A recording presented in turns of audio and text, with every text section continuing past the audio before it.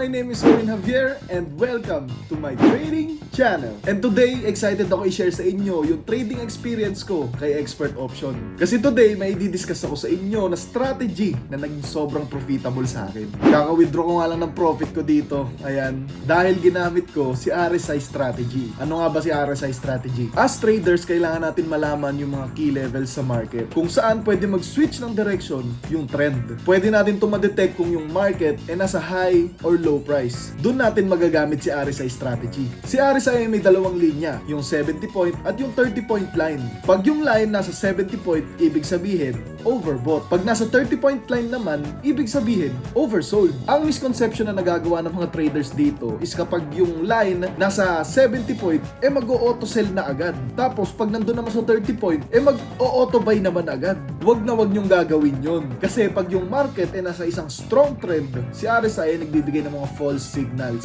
The best way para gamitin si RSI is kapag yung line is nasa 70 point or nasa 30 point line tapos nasa isang major support line. Yun yung mas accurate na signal na magre-reverse yung market. So kapag gagamit ka ng support line, kailangan mong hanapin kung saan yung price is rejected at least 3 times. Okay, ngayon nasa lower trend line na siya pagkatapos ma-reject yung market ng maraming beses. Tapos merong strong price rejection dito habang nasa oversold level. Meaning, good buying opportunity. Okay, ang unang gagawin natin is ilalagay natin ang RSI indicator. Ayan, default lang tayo. Tapos, hanap tayong magandang asset na maganda ang profit. Okay, kung makikita nyo dito guys, meron na tayong dalawang price rejection. Yan, itaas natin ng konti ang duration. Ayan, 1, 2. Ito na yung pangatlong rejection. So, dito magsisell na ako kapag nakita ko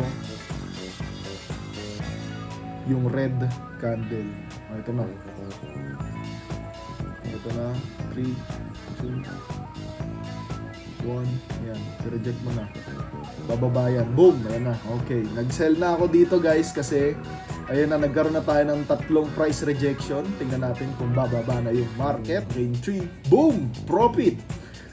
Okay, hanap pa tayo ng isa pang opportunity. Okay guys, dito makikita nyo, meron na tayong unang rejection, meron na tayong pangalawang rejection, at yung susunod na papatong tong line na to sa green, sa 30 point line na yan, magbabay tayo. Ayan na, pag lumagpas yan, babay tayo. Okay, buy na tayo dito. Ngayon, tingnan natin kung makaka-profit tayo dito. Guys, ang duration natin 30 seconds na para mas sure ball. Okay. Eto na, malapit na. In 3, 2, profit! Okay, hanap pa tayo ng isa pang opportunity. Okay guys, nandito na tayo sa taas. Lumagpas tayo sa rejection line. So dito magsesell na ako agad. Dahil lumagpas agad siya sa rejection line, bababa agad to. Tingnan nyo hindi ako mali. Hindi tayo mali sana. Okay. 1, profit na naman tayo.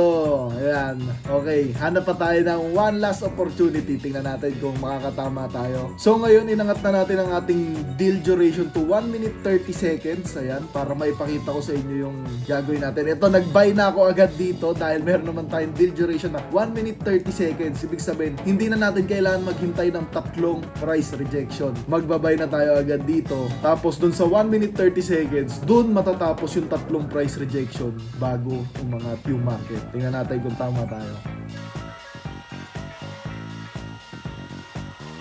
In 3, 2, 1, profit! Ayun, kung makikita nyo guys, ayan, naka-profit tayo. At feeling ko masyadong matagal yung 1 minute 30 seconds kasi montik na tayong lumagpas. Siyempre, kung gusto nyo na mag-trade, kailangan nyo na mag-deposit ng funds. And the best way to do it is Binance Pay. Dahil dito, fast and simple. At syempre, gamitin nyo yung promo code ko na lalabas dyan sa screen. Makakakuha kayo dyan ng 120% bonus sa inyong unang deposit. Ito ay available lamang sa first 24 hours pagkatapos nyo mag-register. Hindi mo pwedeng i-withdraw yung bonus, pero pwede mo ito pang trade at lahat na magiging profit nito, pwede mo nang i-withdraw. Dahil ang goal ng bonus na to ay para mas tumaas yung transactions mo at experience sa pagka-trade.